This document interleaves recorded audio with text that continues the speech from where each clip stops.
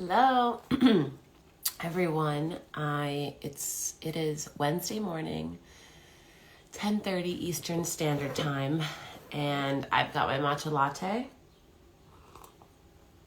my notebook, and Joe just joined. So now we are going to invite Joe. Let's see. Hee.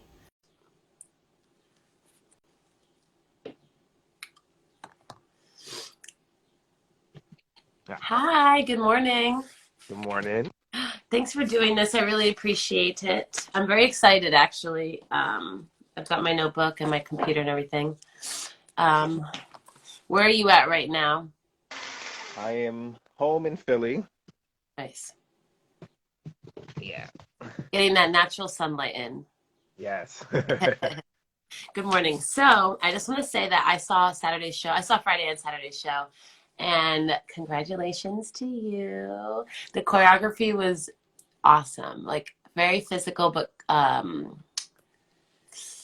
like very clear on the dancers, which was awesome. And it was just like really powerful. And I just loved it. Yeah. Oh, thank you. Yours is great. I love what you did with the light and the shadows, and that was so awesome. Thank Really you. good. Yeah. Thank you. Yeah, that was definitely hard to accomplish. And actually, as a choreographer, I always struggle. And I think it's because of lack of time. I think it really is. And I already have anxiety when it comes to time in general, that like I never spend, like I feel freaky if I spend too much time on the details of the choreography. I really rely on the dancers to pick it up and like this is what happens now. I just let them interpret it because I don't, unfortunately, have had the luxury or maybe just the patience of spending so much time like getting into the nitty gritty details of the choreography. So now I just rely on the dancers to interpret it in their own way. And then whatever strengths they have, I try to highlight that. Right. But Yeah. yeah, that makes sense. I'm just getting to a place where I'm starting to really uh Hey, Robin. try to be a little bit more picky because usually time always takes me away, and I'm like, okay, no, let's just do what you can do, and then yeah, move forward. Yeah. So what was your, I know we're not so really going to talk about the show, but I'm just curious as a choreographer, what was your process in terms of, yeah, teaching and learning the choreography? Did you have material? I'm pretty sure you probably had material ready to go beforehand.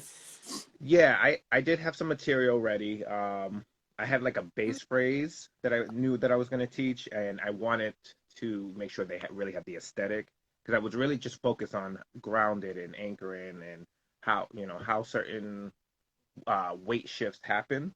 From there, then we kind of co-choreographed each individual solo. So Mm-hmm. that was a moment that I wanted to highlight from them. I wanted to see what they could do as well as confusing my style, my movement. Yeah. So yeah, Keep it fresh, um, keep it clean. yeah, exactly. Yep. But for the most part, it was I guess it was a good mixture of collaborative and kind of here's the work, let's get it to the way I would like it kind of Yeah, totally. In 2 weeks.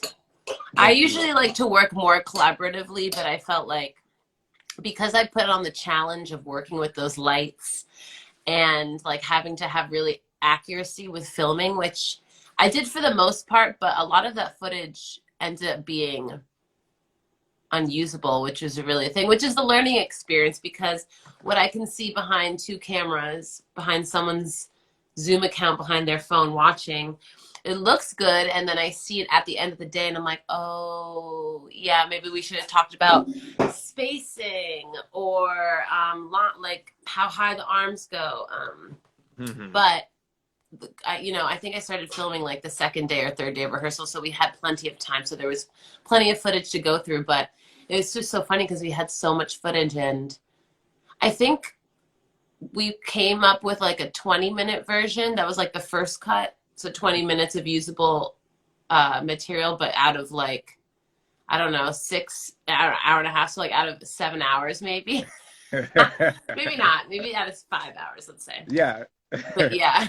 Well, I mean, I think you did such a great job putting it together, and and especially over Zoom, and watching another camera behind another camera. I thought you did a great job. Thank you. And then also you too, because you had like the one when Tommy mentioned to us that we might have a cohort that's split between continents. I was like, Yeah. always down for the challenge, but you took that challenge, so hey. Yeah. I was really hoping that I didn't get it originally. I was like, I'm oh, sure we were all yeah. secretly, we were like, but I guess, yeah. But Yeah. anyway, it worked, and the choreography was really powerful. So, congrats. So basically, why I wanted to talk to you today is because when we had our first, not our first, maybe our third meeting and did the dance lab, you talked about your youth program and your nonprofit organization. And right now, so I officially formed my LLC in October, and then I received fiscal sponsorship through Fractured Atlas about 2 to 3 months ago. And so now I'm officially nonprofit, but it's all very new to Wow. me. So I'm just curious. Let me start with, well, first, do you want to just quickly do a little intro? Because I'm going to save this. I might post it later. I'm not sure. Whatever Instagram allows me to do. But do you want to just talk a little bit about your company that's based in Philly and like what you do? hmm Um, so I have a company. It's called Jo-Me Dance. It's actually I've co-partnered with Melissa Chandler. And I actually started I in 2011. Actually, the year I graduated, right before I graduated, actually we started it. Cool. Um, and originally, so it was for teenagers who couldn't really afford to pay for dance classes, and so basically inner city kids, to give them an opportunity to teach class. Back then, I believe it was fully free, so we just had to Ooh. kind of raise the money, and it was very new, so it was like a shoestring budget, really. Yeah. Um, um, so, and the company still is based in Boston, but now that we've expanded a little bit more, a lot of my dancers now come from Philly, New York, or Boston. So we are still technically based in Boston. And so after that, the teenagers who wanted to continue dancing wanted a place to go and dance. So we decided to start our more professional company. And so some of those kids, and some are still with me actually, Hmm. uh, have decided to join me and stay with me and just continue dancing, and now more on a professional level rather than a training level. Yeah. And then from that point, we wanted to continue, and this was about 2013 is when we started the youth company, the youth group, so that we could keep a cycle going. So it's from ages 5 to 10, and then from there they become the teenagers that they can train just as we started. Now there is a smaller fee, but we try to keep it low so that it's affordable, just to help us make it happen for them. Yeah. What did you try to keep low? The any fees for the Oh, dancers, yeah, we try to keep low. totally. Um, what else can I say? So we like to think of ourselves more as smaller companies rather than a school. So we Hmm. that we're teaching them what it's like to be in a company, what is it like to be professional. You are professional. You are a dancer. That's the goal, to teach even from our youth. So that's why we call the youth company the youth company. We call the Hmm. junior company the junior company. And then there's our apprentice company, and then there's our actual performing company. Each Yeah. group does get to perform. Performing company, obviously, a little bit more. Hmm. Uh, and still, I would consider us more project based Yeah. when it comes to the performing company. So, but we're trying to shift things up so that it's more and greater and Yeah, totally.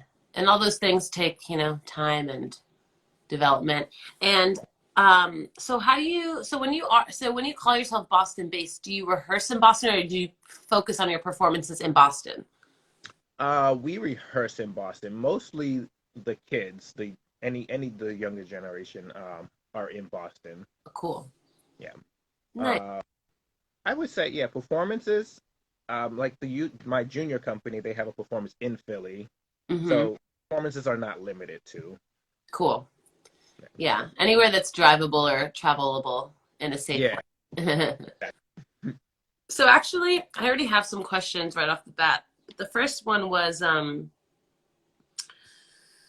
so yeah, so it's okay. So what I just got from you, which I'm struggling with clarity and being concise, is that your organization focuses on giving professional experience through all three ranges. Is that would you say you're like your not your mission, because I know your mission can be longer, but when someone asks you what you do, is that what you focus on, or what's the thing that you really hit first? I guess I would really hit that we are a multicultural organization, and really, I guess our mission is to provide performance arts to kids who can't afford it, or even adults who can't afford to Yeah, dance. That I would say is our primary mission. cool. For And then is that those missions are listed in your mission statement Yes. specifically? Hmm. Cool. And so actually the because I'm kind of trying to do something very similar when it comes to affordability, accessibility. Hmm. Definitely offering. I want to offer a few free classes through the week. Um, but definitely a sliding scale rate. And I know that may be tricky. I spoke to someone at one point and they were like, that might be tricky because like, how are you going to determine, you and your organization, how are you going to determine who gets offered the like lower rated classes and who gets rated the regular? I don't know if you've ever experienced that, but my part two question for that is, I equally am interested in educating adults and kids, especially since my neighborhood is family oriented. Like there's a lot of families on my like around the streets and the blocks. So, um, my first idea for the first free class was meditation in the morning. Now this was thought before, and it still works fine. But for me, I was thinking like, oh, I do like 6:30 a.m. meditation 3 days a week in the morning, and then the people like the families, the adults, the parents who have to drop their kids off at school have to run to work and at least enjoy something before they start their day. Right. um but yeah, so my second part of the question is, you said you tried to educate or like give class to adults and youth. Is there more youth, is there more adults that you access, or is it kind of balanced? I would say there's definitely more youth to access Mm-hmm. because I feel like adults kind of already either figured out their way or have found classes elsewhere. Mm-hmm. Um, then there's the few that are with me haven't and was looking for that experience. Mm-hmm. Um, I would say for to figuring out like who to offer free. I mean, which might be another process, but like maybe do it based off of income or Yeah. I feel like that would be Yeah, I was thinking about just having a sheet with like a range of income and they check it and then they, put their preference of what, like, I don't want to be the only one to decide, oh, you make this much money, that means that you get this price. So right. maybe they can also put like, I prefer this price. Yeah. And then I can figure it out from there. The free classes would be free for everyone because I'm trying to like maintain inclusivity as well. Right. Um, but the sliding scale. So for you, and you don't have to talk about this if you don't want to, but for you, what does the affordable classes mean? Um, yeah. Um, so honestly, I always like to say free is always the best, but for me it's just okay if we just to at least pay my teachers or so if it was just $5 a class for a student or $10 a class the most, which for some of the kids that I work with, that's already a lot, Yeah. $10. Uh, so I mean, for us, what we do is we charge just a flat monthly rate, something that just helps us get by. Um, and originally, it depends on the student. So some may even pay just $40 a month, and some may just pay 100. Um, so it ranges between the 40 and 100 Hmm. based off affordability. Cool. And that's a And conversation that you have with the person. yeah, sometimes it's conversation, sometimes it's something more a observation. So if some of my students can't pay, and then we follow up, and then we figure out what's happening and how we could be more helpful. Oh, that's so nice. That's so good to hear. I really love that. Yeah. You were talking about the first, like you started the company in 2011. If you want to talk a little bit about your process in deciding that you wanted to start this company right after graduation. I know as a student, like I was always interested in choreography since high school. I went to Walnut Hill, so I had Diane as my modern teacher, and Mhm. she was like the first introduction to choreography classes. And I just remember loving choreography from the moment I learned about what the creative process is. And but and at Walnut Hill, I really did focus on choreography and dance. And then at Boko, I also focused on choreography and dance, but it felt like dance overpowered the choreography for me in my experience. Mhm. Um, so I'm curious how you kind of had that mental process on knowing what you wanted to do right away, and then you went for it right after graduation. And then this is kind of related, but not really. I'm very interested in hearing your process of raising money for these free classes the first year. You said you had to fundraise. So, yeah. So the idea to start this organization actually came mostly from my business partner. We were teaching everywhere. We were Mm-hmm. just we were at a community center. We were at dancing schools. We were at actual schools and elementary schools, middle schools, and we just had a conversation. It was just like, instead of us running everywhere, why don't we put a place for them to everyone can come to us Yeah. and make it still affordable? Mm-hmm. So that's where that conversation really started. So that's when we decided, yes, let's do this. I think So it's you going to both be, were teaching while you were in college. That was your side jobs? yeah, that was, yep, that was my, yep. Cool. And my business partner, she's a lot older than me, so she was, just working. That was her Yeah. job. Mm-hmm. Uh, so that's, yeah, that's where that came from. And we really at that time wanted to target the teens. We were like, Mm-hmm. we're teaching. That's what we're teaching. We're teaching a lot of teens, and they really want it. They want it, but they're so we were so limited to working with them. Whatever the Yeah. community give us, whatever. So we was like, let's do our own thing so that they can come to us and we can really give them what they need. For me, so that was definitely just a piece of what I wanted to do in my career. Yeah. I knew I still wanted to dance. I knew I wanted to choreograph. Um, I believe at that time, I know even just as of 2 years ago, I knew that choreography was going to be something that was going to be hard to do at the same time as dance. So even though they're the same genre and they both dance, it's actually I tried to really stay focused in my dancing when I first joined Philadelphia at least. Um, and it's just like the last 2 years, I'm like, okay, I think now I'm time to really hone in on your choreography, like actually spend time and actually be involved in it a little bit more. Just because I Yeah. feel like dance took that energy, Yeah. um, and teaching, even teach because I was teaching a lot still, and Yeah. I You don't I want to be enjoyed spread too thin. It's important to make sure that you have enough to give to yourself too. exactly, Yeah. yeah. It's really important. Something I'm also need to like practice. That Um, but yes. Um, you love something, you just you'll go here, here, here. Very Yeah, my little sneaky is I always come to, well, I don't always come to rehearsal early, but I always stay after and I'll like stay in the studio as long as I can and try to create something while I'm there until someone kicks me out. And then I'm like, all right. yeah, But yeah. right now, so just to tack on a little bit, I'm in Brooklyn, in Brownsville, which is a neighborhood in Brooklyn, East New Yorkish, off the L train or the 3. And I have a garage in the back and I'm planning on converting it. I just have to wait for the final inspection to be done on the house before I can start construction on the garage.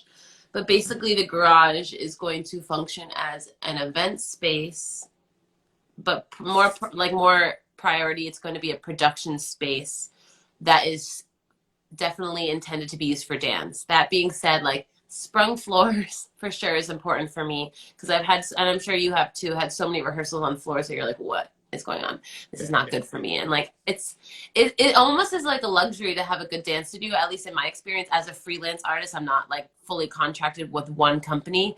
So it's like a luxury, which I feel like it shouldn't be because it's our bodies and they should be taken care of. So so sprung floors for sure. But then after that, it's very going to be like a convertible space so you can film in there. There's going to be green screen and blah, blah, blah. Right now, it's just a dirty full garage, but I'm using the second floor of my house, which is just the living room of an apartment that's vacant right now to like work on material.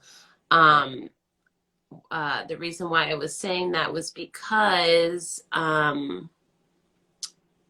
yeah, basically that's where I'm going to offer. And that's where I'm going to have this space. That's where people can come to me. But I also want to involve this like virtual global community with online and stuff. And so, I lost my train of thought. But yeah, so I'm right now I'm trying to form partnerships, sponsorships. I'm not necessarily doing a crowd fund or a fundraising thing right now because the I'm still waiting for once the final inspection is done, then I want to move forward with trying to raise funds. But I think it's a little too early to raise funds when I don't really know when that's going to happen yet. So Right. instead, I have my merch that I'm making, which I have been making for the past year.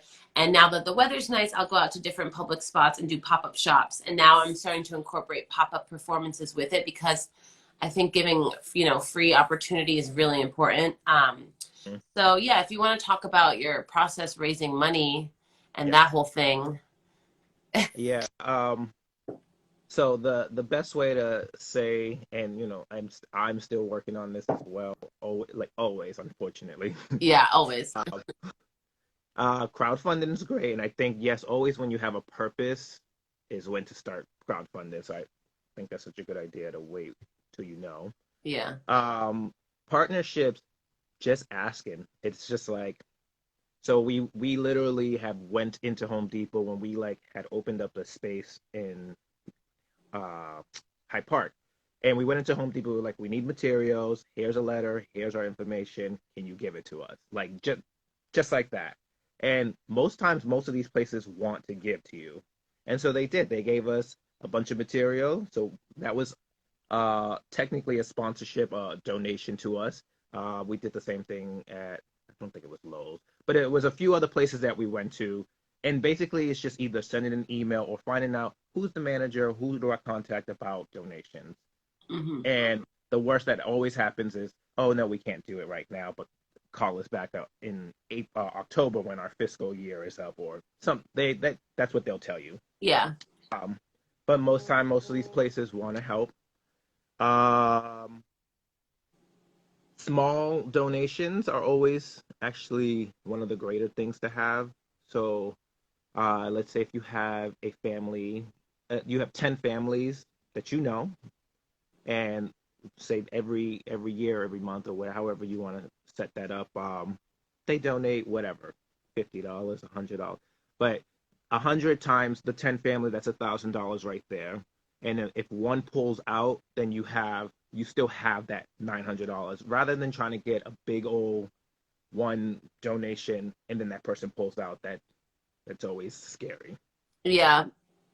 Um, I had another one in mind. What was it? Oh, grants. Obviously, grants. Hmm. Um, which requires more work for you. I mean, all of it does require work, but grants is you get it, you get it. You don't, you don't. And Yeah, and you're spending a lot of time writing, you're which spending. I am doing a lot of grants. I think I'm not the best writer. I'm working with someone, his name's Aiden, who's helping me. He's a writer. He's really talented, which is nice because it's Oh, like good. now I have someone, well, like I have my first employee.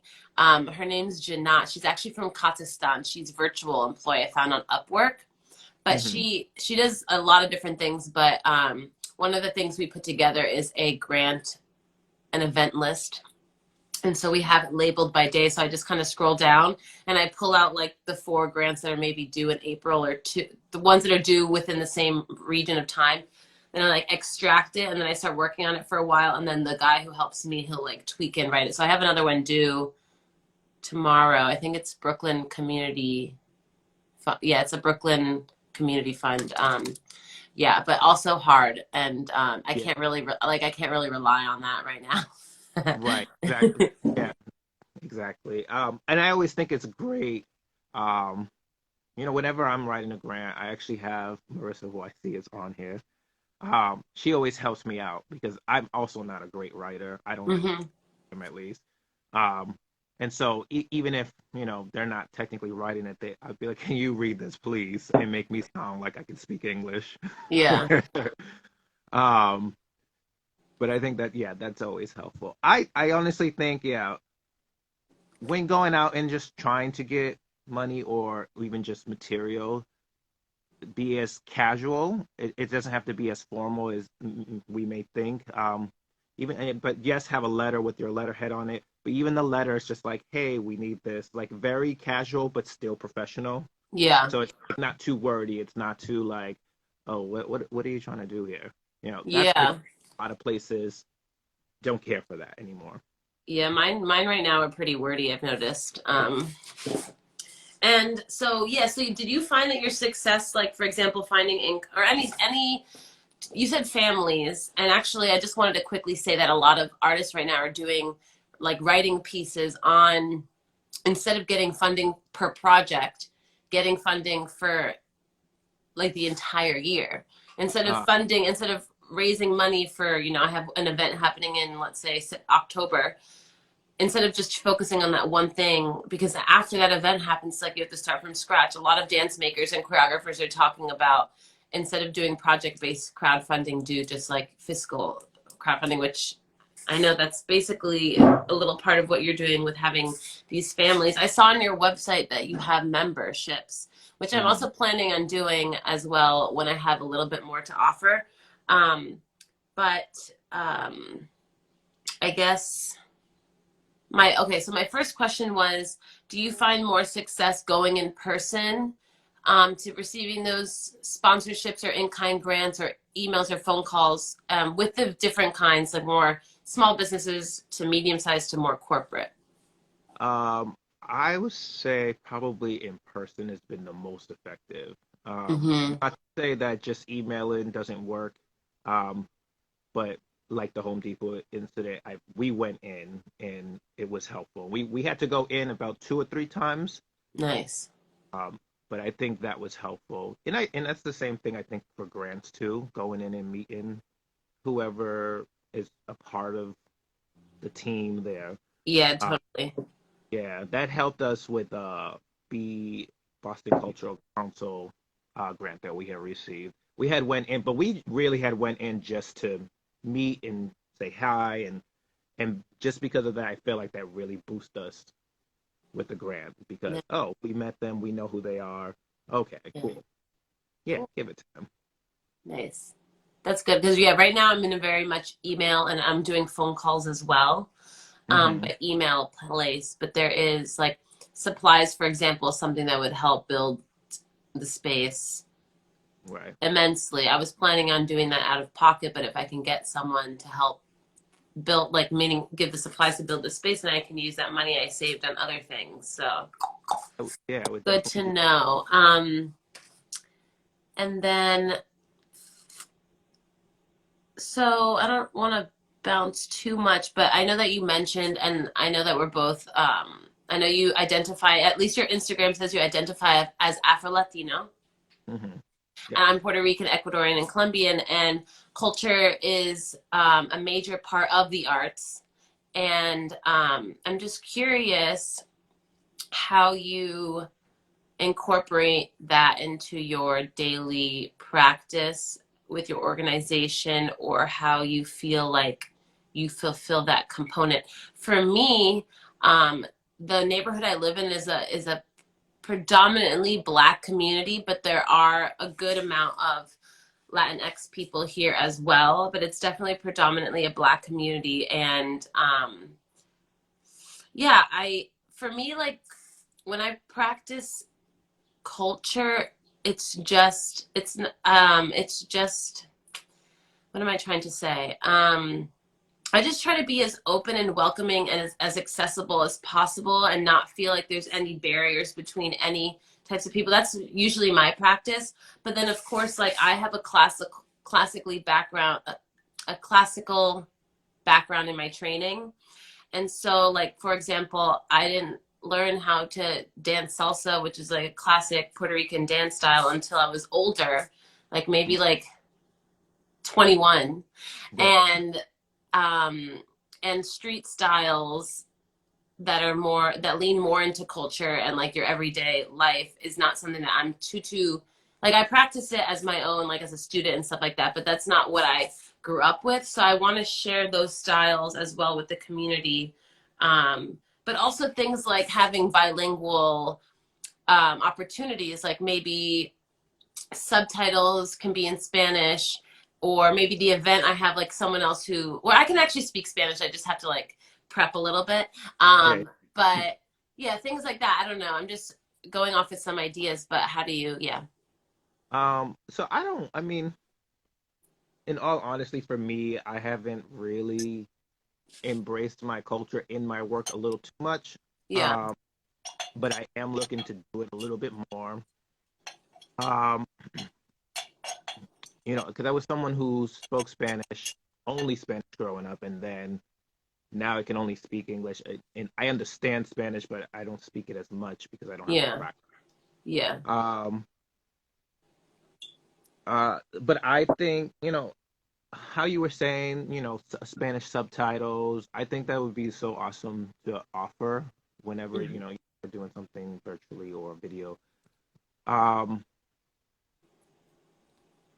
yeah, I can't say how that I have and or what my plan is to incorporate my culture a little bit more. Yeah, I feel like it also, a lot of it comes naturally just because of your life experiences. And it's like, I don't necessarily feel like I have to like go crazy on incorporating my like Ecuadorian culture, Puerto Rican culture, Colombian culture, but I also just want to make sure that I don't like 100% ignore it.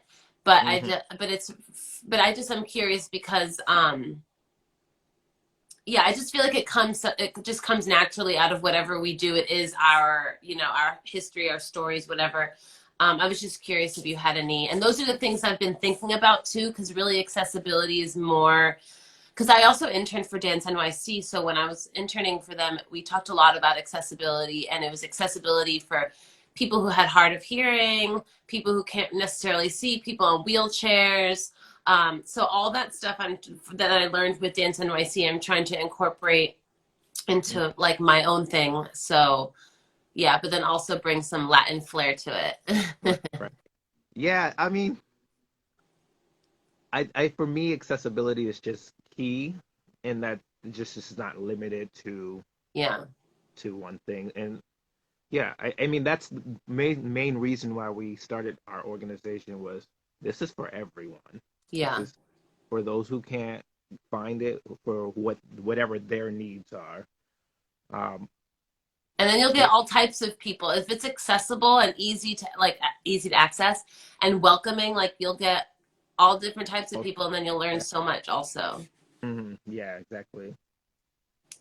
Um, awesome. And not Um, to say like for me, my movement I feel like really incorporates my Latin culture, how I mhm. move hips and yeah, that really comes from that, but that's more of in a natural Yeah. way. Yeah. Mhm. Fierce. Okay, so from 2011 to now, or wherever you can choose whatever starting point in time you want to start, how do you feel like your organization has developed and things that you've had to do? Is there any like things you would say look out for, or if you want to like like be like focus on this or something? Like, okay, so like I told you a little bit, like right now I'm focused on finding partners and sponsorships to help. We're looking for financial and in kind. Obviously the financial will help me pay for these pop-up performances, because as of right now, like it would just be me, but I would love for it to be like 3 dancers at a time, you know what I mean?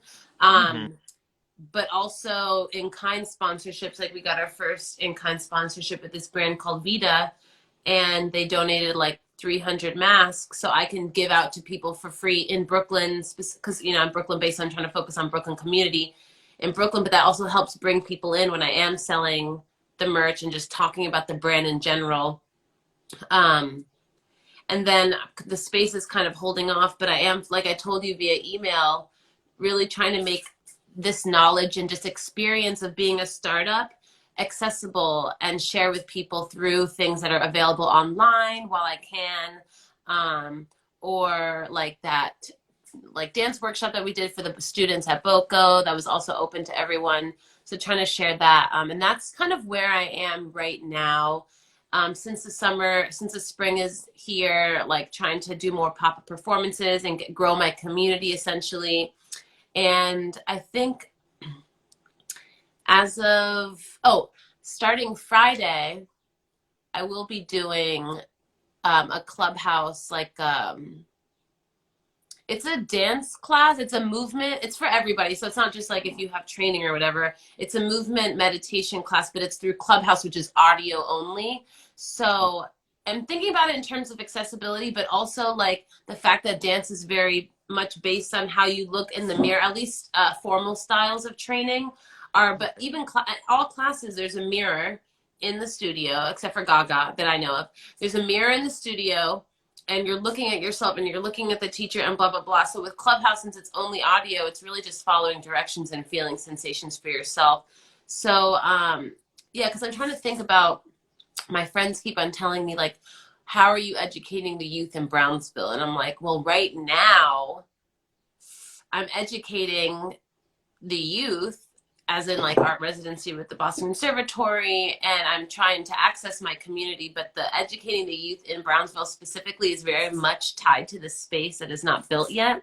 So I'm just trying to think about like, how can I spread that education besides these intimate conversations, behind the scenes experiences? How can I share education right now with like this resources that I have? That was a lot that I just said, but I don't know if you want to chime in for anything. Um, I would try to maybe do pop-up classes, like, or even it doesn't even have to be dance. It could just be a conversation with teens or the youth. Mm-hmm. And just random, once a month, once every 2 months, or just something just to until you get the space going, but just Yeah. to also to start getting, Momentum. yeah, momentum and some recognition for what's about to come and what's we're trying to do there. Mm-hmm. Um, yeah, I feel like, yeah, it's my only. Yeah, and I'm gonna walk around. I have been walking around. So my neighborhood, like, I'm vegetarian, first of all, and this community, the neighborhood I live in is definitely underserved. So it's like, I don't, it's interesting because I live here, but and I know my neighbors and stuff like that, like chat my neighbors. I have those people in my life, but in terms of actually like being involved in the community, and I only moved here in the end of August, so it's not that long, but it has been a good amount of time. Um, it's there's nowhere really to go out to like get a drink or eat, or there's not like, for me, like there's not too much of that. But I do walk around a little bit and I notice that there's a local youth center. And so I need to walk into those places and introduce myself and see if we can maybe collaborate on some stuff. Yeah, Um, so yeah, and right now the community center is closed, the inside of it because of COVID. right, So there's no right. one there right now, but definitely those are in the works. And going back to my question about over time, like, are there things that you noticed had to happen while as you were growing your organization or company, or is there anything specific? Yeah, like, because you said you formed your company in 2011, it's 2021 now. So what, I guess my question really is, what has changed over that time? Um, I would say some of the things that have changed. Hmm, I guess one of the bigger changes was either finance and then the actual program itself. Mm-hmm. Um, and it's just more of an enhancement, what we're offering and how we can offer it and how it can be more accessible to everyone. Mm-hmm. Um,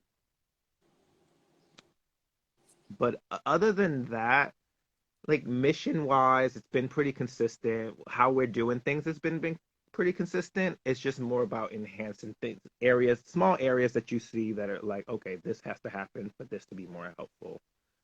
Um, Talking about that enhancement, I'm thinking about like when I think about, oh, I think I have a little bit of room here to grow in this way and this way. For you, is that like a financial thing? Like you're like, all right, now we have acquired these funds, now we can do this, or how does that process? How do you make those decisions? Those decisions happen purely off of what's needed. Yeah, So, um, usually never we have the money to do something extra. But yeah. if we need to do something or just want to do something extra, that's when we're like, okay, we have to come up with this money to do blah, blah, A, B, and C. Yeah. Uh, and yeah, so just how the all the companies were formed or the little groups within the organization, it was based off of need. Kids Hmm. needed somewhere to go. That's why we did that. Younger kids acquired for some, and we wanted to keep the cycle going. We started the youth company. So it really everything was based off of need, and even with space, and we're no longer at the Hyde Park space, but we were like, we need a space, they need a home, and we are still working on trying to find a permanent home. But this didn't work out. Let's leave this. This just too much for us, or it's not enough, or depending what it was. Hmm. So it's really based off what you need, and it's always sitting. What I've learned is sitting back and really deciding what you need and what you just want. Mm. You know, I want a big academy and da da da. But like, do you need that? What is it that you need to fulfill your mission? Yeah.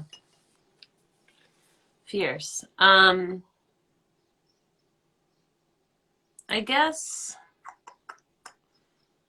since you said that like choreography was a component, the youth program was a component of your being as an artist, how do you like find clarity? This might be like an ambiguous question, but how do you find clarity in expressing to people what you do in like a short amount of like,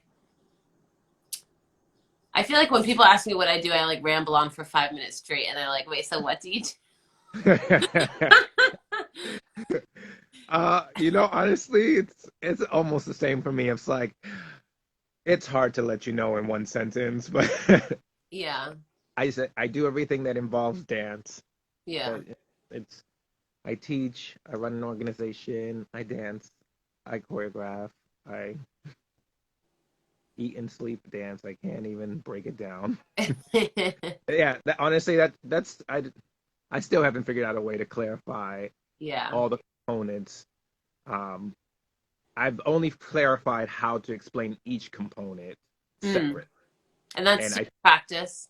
yeah, and that's practice, and that's just as important. So I'm able to communicate with choreography. This is what I'm interested in choreography. I like to look at relationships um, and how we move in the world, and I like to talk about it and ask questions so that I can answer those questions through my choreography. Boom. I can say it like that, choreography, dance, blah, blah, and so forth and so forth. Yeah. Actually, I found that these kind of conversations I've been having live have been able to help me like I'll be writing and writing or talking and talking by myself, but then I'll have a conversation like this and then all of a sudden I say something that's very clear and I'm like, "Oh, I'm like that's good." What's always helpful? Having someone else explain your what you're doing. Yeah. I also learned this from because again, Marissa would Yeah, I tell know me Marissa because Marissa is, I forgot Marissa's name. I was like, I know her Instagram handle because she works closely with Michael Figueroa, which I'm sure you know too. He's a Boston Conservatory yeah, alum. oh yeah. So, hey, Marissa. um, she would talk about my organization, and I'm like, that's what I'm trying to say, but I couldn't say it, and it is so helpful. That's why I think choreographers have a system because I feel like they bring out what they're trying to say because it's so much harder to talk about your own thing Yeah. than how someone else you explain it and they know what your mission is, what you're trying to say. They tend to always say it better Hmm. because they see it from an outside point of view. So Exactly. I think that's so helpful. If you ever want clarity, just have someone be like, "This is what you're doing." Yeah. Someone had mentioned intimate partnering work, which I did none of at the Boston Conservatory show because they really couldn't partner. But someone Right, had right. had really highlighted the intimate and like detail oriented partnering work, and that's something that like to me it just is there. But I never thought about it. Like I never think of. So I thought that was cool. So yeah, things like that. I also liked what you said about what you need versus what you want. Hmm. That's, I think, really important. What do you need in order to accomplish your mission statement and goals? What do you want to accomplish your mission statement and goals? So, like for me, for example, the idea of the merch, which this shirt is wrinkly because I left it tangled on the floor, but the idea behind the merch is, you can support by donating to Project.KB, but you can also support by buying a shirt. These are all tied to my dance work and multidisciplinary work, either through stills of my choreography or stills of solo work I've done. So it really is fine art on a shirt. And so, but like 100% of the sales go towards the programming that I have planned, which as of right now is, this isn't really required, but eventually I would like this to have a budget. But that's more of a want than a need. But really, these outdoor performances and being able to really give a real performance for free to the local community and pop up around. Like to me, that's really important now that the weather's warm, to give art to people. And really, right now, like it's important for me to build my community, to build the people who are going to be involved, whether that be coming to a virtual conversation, a virtual performance, sporting the merch, maybe even collaborating. Like it would be so cool once the space is open, if you came and performed a work with your youth program. That'd be really sick. Yeah. Because I'm trying to tie, and that would require traveling, but we're not that far from each other. No. I really, really do want to have this. Like, it's really important for me that Brownsville receives access to not only dance, but this multidisciplinary idea of dance, being creative, choreography, filming, creating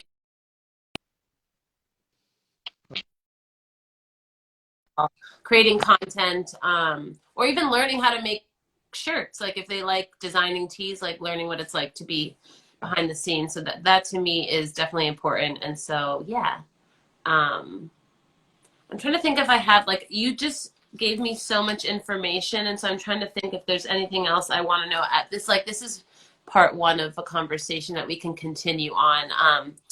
But did you want to say anything before I ask you, like, what your up and coming projects are? Is there anything else you want to say, or anything you want to ask me? Um,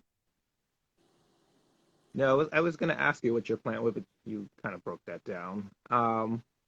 With the space? With the space, but Yeah, basically, I'll explain it better. Like, I want to be able to produce new work. So my last show called This You was focused on immersive technology and inclusivity, as in like the audience was a part of the show. They had control of lights. They had not control. They had participation in lights. We had 2 live projections. One was the dancers' perspectives, because I really am interested in perspective in general. okay. Like, when you go see a big show in a big theater and you're like, I can't see what's going on. Like, or like a Broadway show, like you feel like it's all well lit, but you still can't see like the sweat coming off of their face, or like like, I just feel like I never get to see the faces when I watch big shows, and that's important to me for some reason.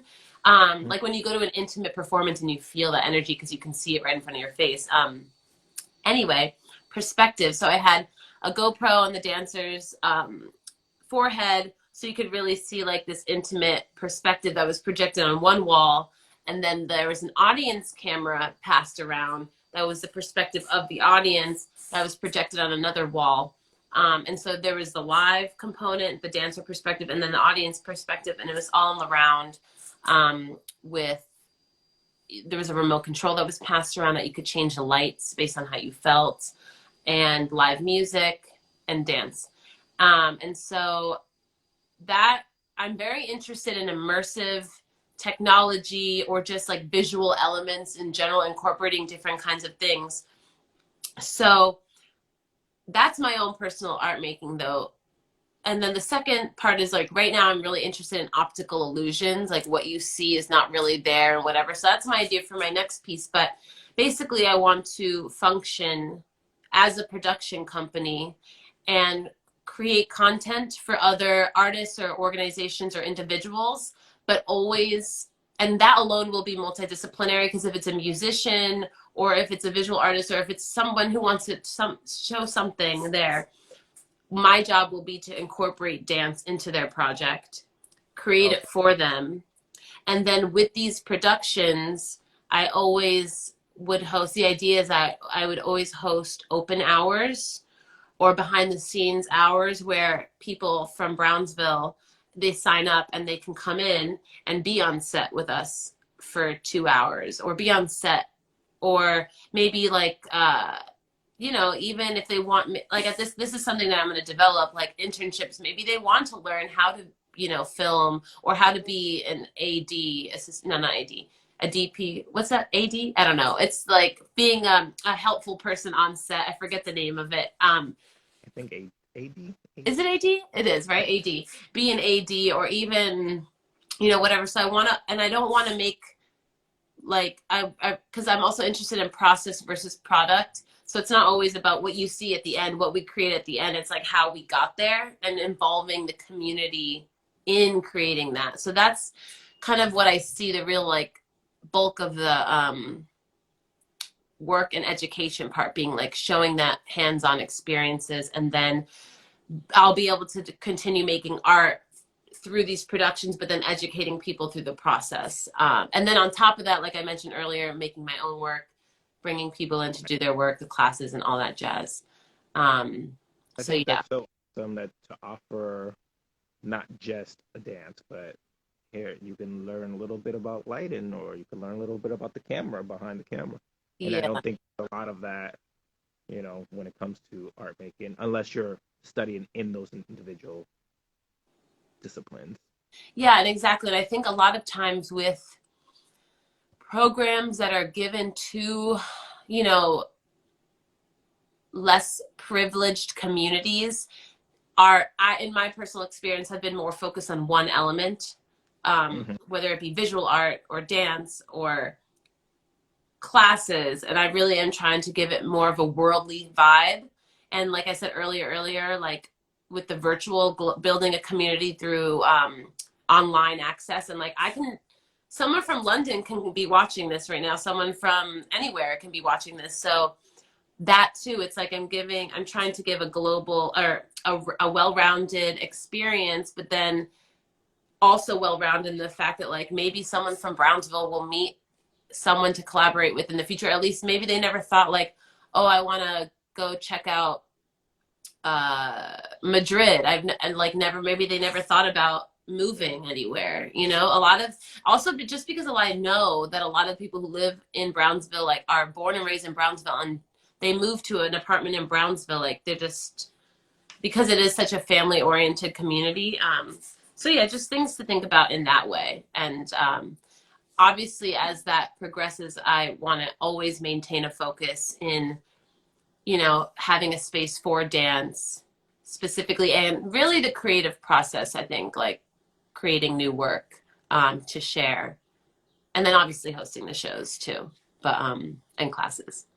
It sounds like you know what you want, and you have already identified how it can be helpful to the community, which I Hmm. think is one of the two most important things to know, Yeah. especially when filling out a grant or just talking to someone who may want to donate. So it's just like, this is what I want to do, and this is how it can be helpful to, and this is the audience, this is who I'm targeting. So that's I feel like it's all there. Hmm. Yeah, it's just about now. Doing Doing it, doing yeah. so many things. What do you have up and coming, or what is the next thing with Jo-Me Dance? Um. So Also, I'm just going to quickly put your, do you want to type your website here just to put it oh here, yeah. just so we have it? Um, I could do it too. So www.Jo-Me. So there's an accent. Well, on the website, there's no Yeah, I accent. saw the accent. I actually Googled an accented E and typed it in my post. I don't know if you noticed. Oh, I did. I did. I got the accent over the E, but Jo-Me. That makes sense. Jo-Me. They do all the dancing, but you'll be the one left breathless. That's the first thing on your website. I just wanted to read it out loud. And while you're typing, you have this board of directors here. All right, I see my Lisa, Perfect You, and then, oh, where was the other page I was at yesterday? Staff team, haha. So I was talking to someone and they were like, you should definitely display like your support system on the website. Do you feel like that helps when people are looking at your stuff to make sure that you have like other people around? Behind you, yeah. I Yeah. think it does help. So they're not, people who want to help see that other people are helping. I Yeah, think that's kind of bottom line there. totally. So there is Joe's website, and you can find out information about what you do as an independent dancer, but also choreographer, and your company that is co-directed with, oh my gosh. Chandler. Yeah, Maya Lisa Chandler, Jo-Me Dance. And that is his website. So check it out. So yeah, you were gonna say. Things that I have coming up. I have my residency with the Performance Garage, and this weekend is actually when we're recording that. Oh, Uh, fun. I have dancers that are from Boston coming down. I have my lighting designer from Boston coming down, and then I have dancers here in Philly that are a part of it. So we have that coming up, and that will be premiered, I believe, late April. It's a film? The film, yep, it's a film. Okay, cool. Um, my youth company, they have a performance here in Philly. It's an outdoor performance, and that will be also in late April. And just hopefully choreographing more. I'm currently still working with Bryn Mawr College, setting work there, or resetting work there because it wasn't able to go up last year. Um, Doing this commission. It was nice to be able to go to Boston Conservatory. That was one of my favorite commissions to do. I still consider myself an emerging choreographer, so I am Yeah. absolutely an emerging. Um, Yeah, it's a lot. It's for some reason it's emerging. yeah, yeah, yeah, definitely. I It's feel like funny I'm because still I consider learning. myself a mid-career artist, and then I'm like, but I'm an emerging choreographer. It's just funny how they make us label that sometimes. Yeah, yeah. I'm like, I don't know. I guess I've been doing this long enough, and in my yeah.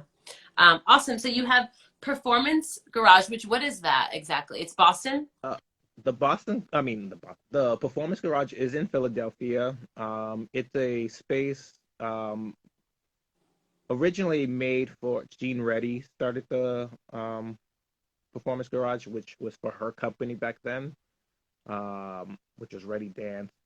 And now the space is really almost you've been to the dance complex. Yeah. Hmm. It's almost like the dance complex, but it operates a little bit differently. It offers a residency for artists to create work. It offers a youth program. It has just a bunch going on there that is for the community. Nice. So, and if you're ever looking for space in Philadelphia, it's a great affordable space, and it's a beautiful space too. Nice. I went to Philly once for an audition. I forget where. I think I was at the Philadelphia Opera House. That's where I was at. Oh, okay, okay, yeah, Yeah, just one time. Um, Perfect. So you have Performance Garage Film coming out late April, as well as an outdoor performance in Philadelphia with the youth with the program. yep, Yay. Well, share that to me and I'll post it on my Project.KB so other people can join. But I definitely know that Philly and Boston and New York are tied yeah, pretty well when it comes to dance and the arts. So yeah, yeah, we should continue building that relationship. definitely. Do Yay. you Well, have if I have, say it again. you have any plans coming up? No, I don't think I have any. What am I thinking? What am I thinking? Well, I am planning on working. Okay, so right now I am very much interested because of the residency with Boston Conservatory that was very much on product. I'm very interested right now on process. So I think I'm going to start just creating material and really focus on the choreography and not so much about what the outcome is supposed to be. So just really focus on the choreography with a musician who's also based in Brooklyn and just kind of just really experiment movement. But I do have some pop-up performances that will be happening on either a weekly or every 2 week basis. It just really depends on the weather throughout Brooklyn. And then I do have two dancers in London who will start kind of doing outdoor performances under Project.KB name for me as well in the same capacity that I'm doing here in Brooklyn. So that's kind of what I'm working on right now. But yeah, nothing that is supported by another organization or education center. So that's what I'm working on right now. Some. Okay. Yeah. Anyway, I appreciate our conversation. This is very informative, and thank you so much. And I hope everyone checks out Joe's website and the awesome stuff that you're doing. And yeah, we'll be in touch, and I'll let Yeah, you know if I have more questions or anything like that. Yeah, let's just keep in touch. absolutely. Yes. I really appreciate your time. Yeah, no problem. Thank you. Thank you. Have a good day. And I'll save this. I'll send it to you when I figure out how I can do that. Okay, awesome. Okay. Thank you. Bye, everyone. Thanks for joining. Thank you.